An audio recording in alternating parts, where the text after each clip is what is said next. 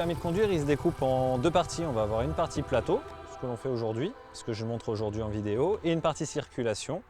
Les deux seront séparés bien sûr, ça ne se fera pas le même jour. Au niveau du plateau, on a 5 parties. On va avoir maîtrise de la moto sans l'aide du moteur, ce qu'on appelle plus communément la poussette. À l'issue de ça, on va effectuer des vérifications et on va surtout vérifier que le casque soit à la bonne taille, bien attaché et que tout est en conformité par rapport à l'usage de la moto. Ensuite, on va réaliser le parcours à allure lente. Donc le parcours à allure lente, il se décompose en 3 parties. On va avoir la première partie qui va être chronométrée. Le chronomètre va être là pour vous obliger en fin de compte à utiliser vos commandes, comme si vous étiez en manœuvre avec votre voiture, c'est-à-dire le point de patinage, l'accélérateur et éventuellement si besoin, le frein arrière. La deuxième partie du lent, ça va être un arrêt à allure lente dans un espace défini et étroit. On va s'arrêter en courbe et repartir sans sortir et sans mettre de pied par terre, sans tomber bien entendu.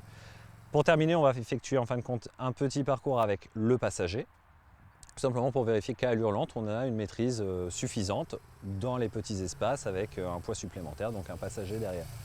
Ces 3 éléments-là vont faire ce que l'on appelle la maîtrise de la moto à allure lente. Une fois le lent passé, on va avoir la maîtrise de la moto à allure rapide, 2 exercices d'urgence, le freinage d'urgence et l'évitement.